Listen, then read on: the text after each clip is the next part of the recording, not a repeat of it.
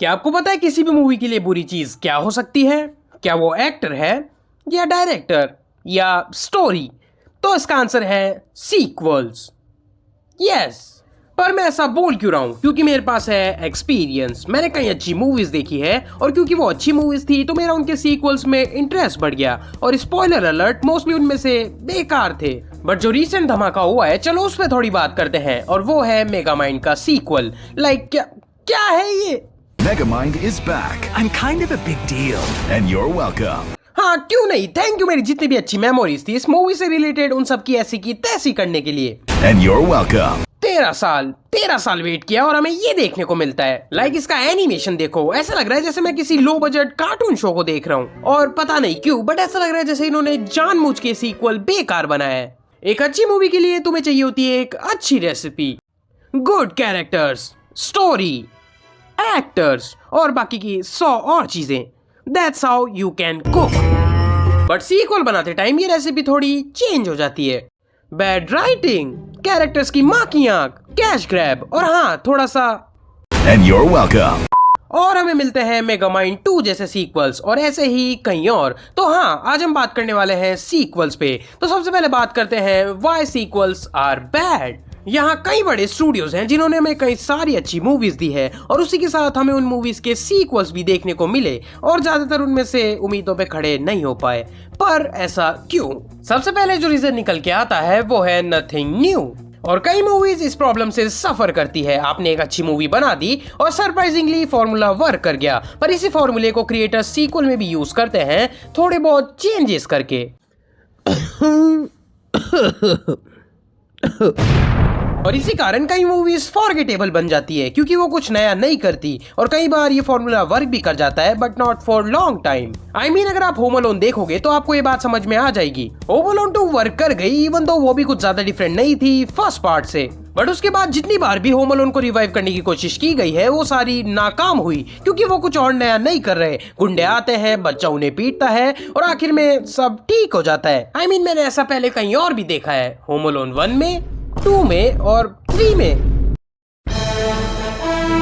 It's not like कि हर sequel बस बेकार ही होगा। कई बार सीक्वल्स उतने बुरे नहीं होते, बट कई बार हाई एक्सपेक्टेशंस उन्हें मार देती है। तो आप उन्हें रिवर्स कर दो, आप एक्सपेक्टेशंस को ही मार दो। एक्सपेक्टेशंस आर वेरी डेंजरस क्योंकि ऑफ कोर्स एक अच्छी मूवी से आप उसका सीक्वल भी अच्छा ही एक्सपेक्ट करोगे। हाँ, वो अलग बात है जब सीक्वल ही बिल्कुल बकवास हो तो गाली देना तो बनता है। बट कई सीक्वल्स इतने बुरे नहीं होते जितनी उन्हें हेट मिलती है। ऑडियंस कई बार सीक्वल से कुछ ज्यादा ही एक्सपेक्ट करती है और मूवी उन पे खड़ी नहीं हो पाती क्योंकि फर्स्ट मूवी से हम ज्यादा एक्सपेक्ट नहीं करते, इसलिए वो हमें पसंद आ सकती है। In case of sequels, high expectations कई बार सीक्वल्स का मजा खराब कर सकती है।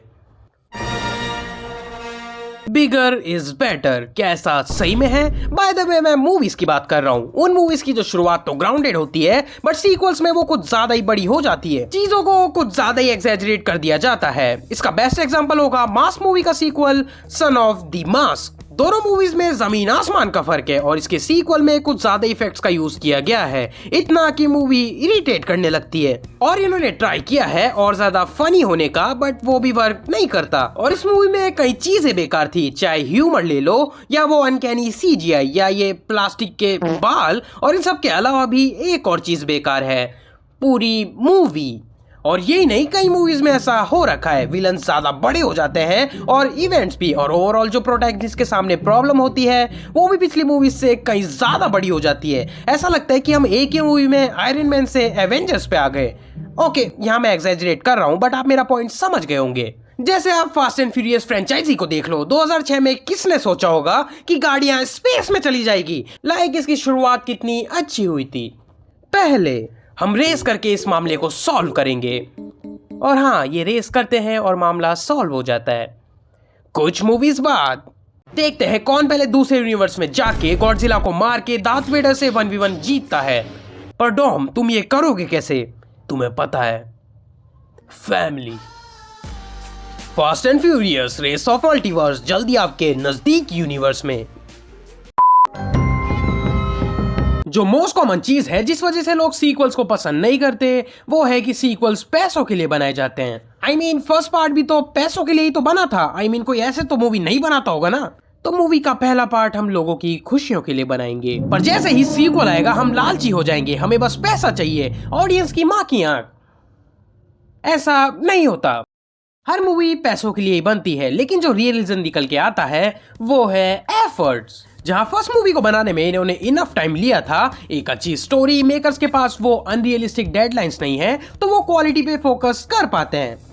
That's how हमें एक अच्छी मूवी मिलती है। बट जब सीक्वल आता है तब कई प्रॉब्लम सामने आती है, जैसे ओरिजिनल मेकर्स का इन्वॉल्व ना होना और मेकर्स चेंज होने से मूवी पे भी काफी इफेक्ट पड़ सकता है। और कई बार सीक्वल्स काफी ही जल्दी बनाए जाते हैं, जिससे हमें क्वालिटी में भी ड्रॉप देखने को मिलता है। पर हाँ, यहाँ कई सीक्वल्स ऐसे भी हैं जो बस कैश ग्रैब करने के लिए बनाए जाते हैं। कई बार तो इवन ओरिजिनल कास्ट भी नहीं होती, बट स्टिल हमें मूवी का सीक्वल देखने को मिलता है, और मोस्ट ऑफ द टाइम वो सीक्वल बेकार ही होता है। जैसे आपने अमेरिकन साइको देखी है, हाँ, यहाँ पर अमेरिकन साइको का पार्ट 2 भी है, और मेरा एक ही क्वेश्चन है, ये क्यों है?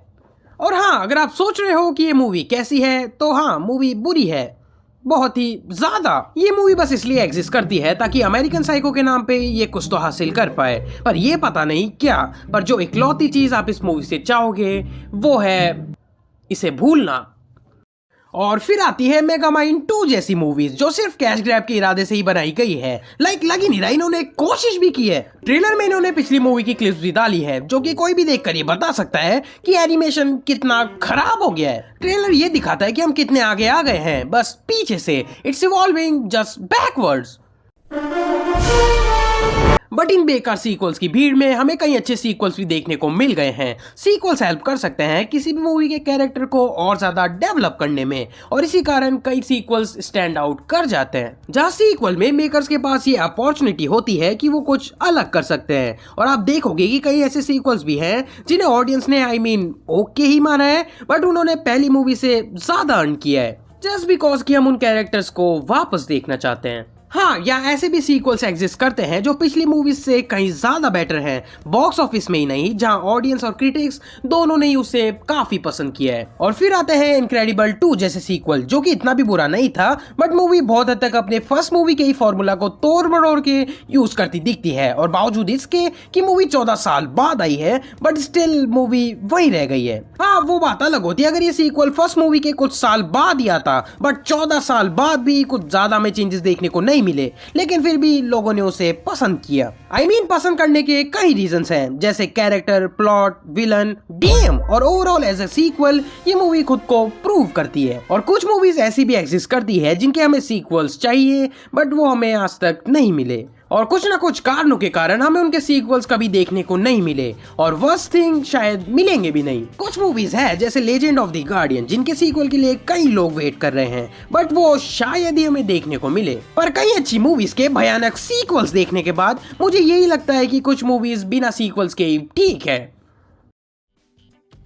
तो आपके क्या थॉट्स हैं सीक्वल्स को लेकर, वो मुझे कमेंट्स में बताएं। और अगर आपको वीडियो पसंद आई तो वीडियो लाइक करना। आप मेरे चैनल के अदर वीडियोस को भी चेकआउट कर सकते हो, अगर वो भी पसंद आ जाए तो सब्सक्राइब भी कर देना। मैं मिलता हूं आपसे नेक्स्ट वीडियो में। Till then stay tuned.